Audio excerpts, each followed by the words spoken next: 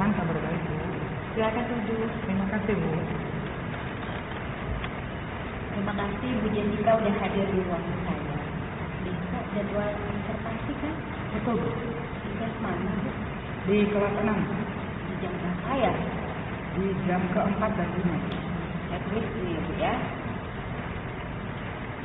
Sejauh ini apa persiapan Bu Jessica untuk besok? Untuk persiapan besok saya sudah membuat RPP. Boleh saya bisa?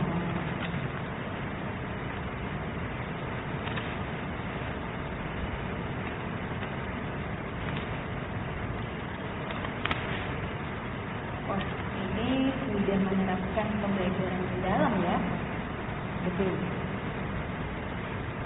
Oke, sudah lengkap sampai ke asesmen. Iya. Bagus sekali. Jadi untuk persiapan besok, area pengembangan apa yang ingin kita amati? Baik Bu. Untuk besok area pengembangan yang ingin Ibu amati dari observasi itu yang pertama tujuan pembelajarannya. Kemudian yang kedua bagaimana saya mengatur mengalokasikan waktu dengan tepat. Karena selama ini Bu, ternyata hari materinya belum selesai, jadi terbentur di akhirnya.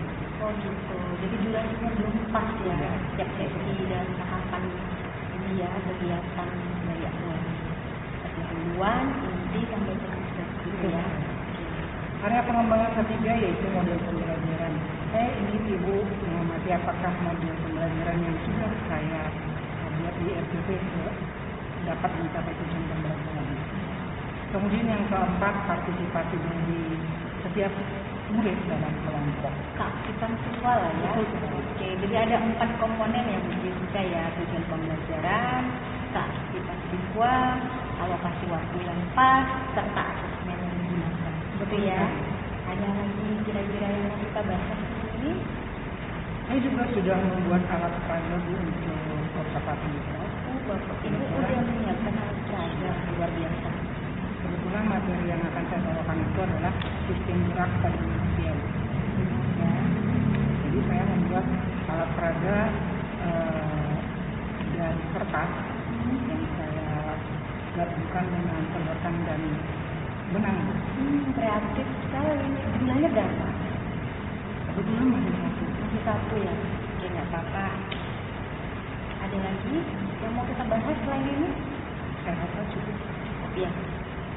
Oke, baik. Saya juga ada jadwal ya Bu ya. Sampai ketemu besok. Semangat ya Bu ya. Terima Kita kasih, lihat Bu. besok hasil observasi. Semoga sesuai dengan harapannya Bu ya. Terima kasih. Sama-sama. Dari sini. Baik Bu Jessica, kita mau ngobrol tentang hasil observasi kemarin. Baik. Oke, udah siap ya? Siap Bu. Gimana perasaan Ibu?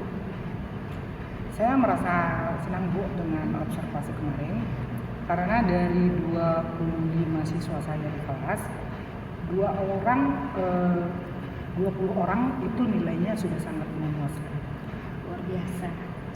dari hasil asesmen yang saya buat. Semalam menggunakan metode discovery learning ya. Iya betul sekali. Saya lihat memang udah antusias anaknya.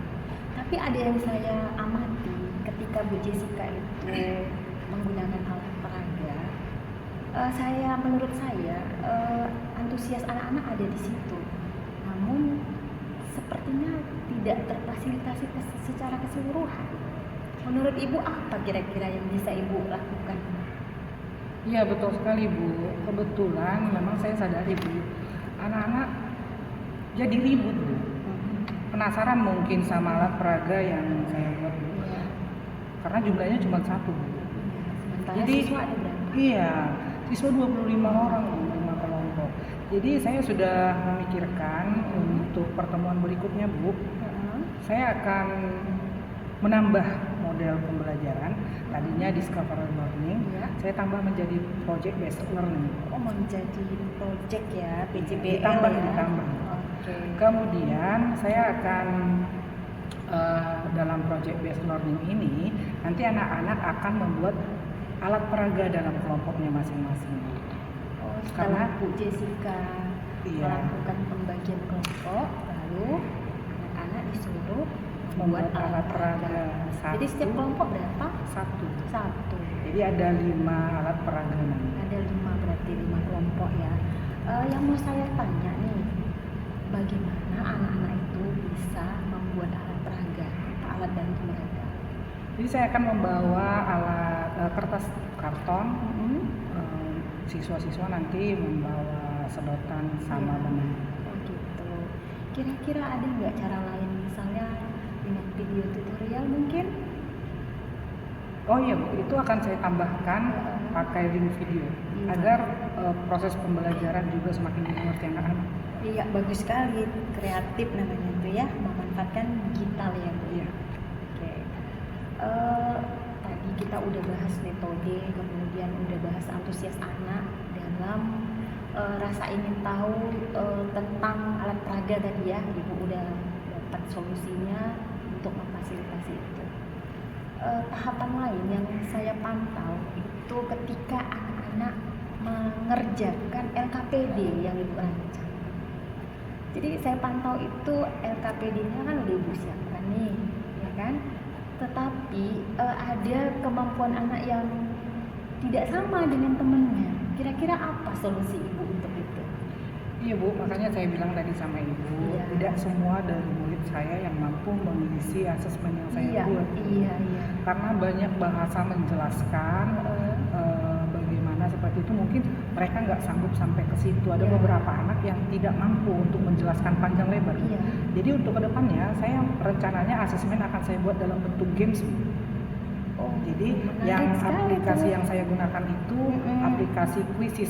Saya juga sudah memilih Quizzes yang akan saya pakai itu adalah Papermode. Nah, kebetulan Papermode itu membutuhkan kertas yang punya QR gitu. Jadi udah Ibu rencanakan lah itu ya. Sudah. Setiap anak nanti sudah saya print out QR mode-nya. Jadi udah disampaikan ke anak-anak. Sudah. Nanti kita lihat ya Bu ya. Nah kemudian pada saat anak-anak setelah mengerjakan LKPD kan Ibu melakukan refleksi ya kan. Jadi saya amati tuh di sesi refleksi supaya ada kesadaran anak-anak dalam tahap refleksi. Apa sih yang Ibu lakukan? Iya Bu, tadi waktu kegiatan observasi saya menyadari bahwa Nggak pada semua, tahap tidak semua berperan. Mungkin saya akan lebih banyak ketika proses dari awal sampai akhir Bu. Di awal mungkin akan saya buat pertanyaan pemantik. Pertanyaan pemantik ya. Oke. Kemudian pertanyaan itu sebenarnya harus bersifat reflektif juga biar agar mereka terpancing dengan materi-materi yang sudah saya ajarkan tadinya. Mungkin di awal juga saya akan melakukan seperti kontrak Bu. Nanti ini akan kita refleksi di akhir begitu. Saya informasikan dulu. Oh berarti Ibu membuat kesepakatan kelas dulu. Iya. Tapi membuat kesepakatan kelas dengan melibatkan siswa. Iya, jadi jangan sepihak ya Bu ya. Iya, betul sekali. Kalau untuk hal ini mungkin Bu Jessica udah paham betul lah ya. Oke, tadi poin-poinnya sudah saya catat ini Bu. Kenapa saya catat? Karena kita akan lihat seperti apa perubahan dari observasi pertama dan observasi di kemudian. Nanti kita sepakati apanya ya Bu ya, jadwalnya ya Bu ya. Baik. Oke, ada lagi kira-kira Bu yang mau disampaikan atau didiskusikan? Ibu belum menyampaikan bagaimana saya mengatur durasi. Oh ya, aduh inilah ini ya diskusi, pentingnya diskusi ya Bu ya, jadi interaktif gitu ya. Jadi kalau saya lupa ada pengingatnya. Nah kemarin iya ya ada kesepakatan untuk waktu ya Bu ya. Oke, jadi kendalanya Ibu terkadang ini ya kesulitan ya, waktu nggak cukup, sementara materi masih ada lagi yang harus disampaikan ya. Jadi Ibu udah menemukan solusinya untuk penyesuaian waktu, apa trik-triknya?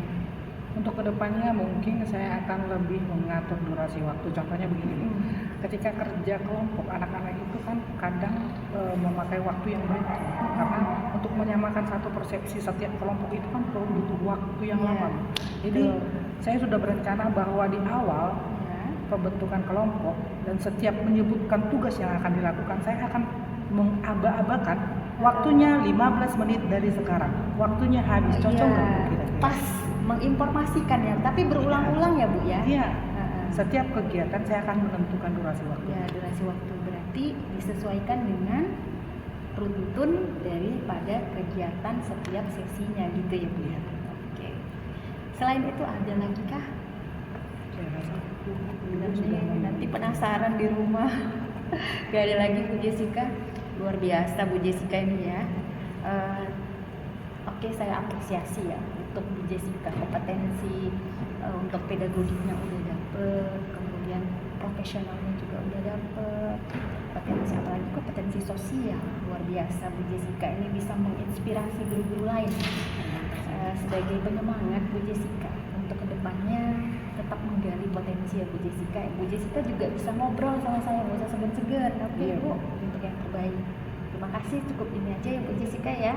Kita Terima ketemu minggu depan ya Bu ya. Di Terima kelas kasih, yang Bu. sama ya Bu ya. Oke.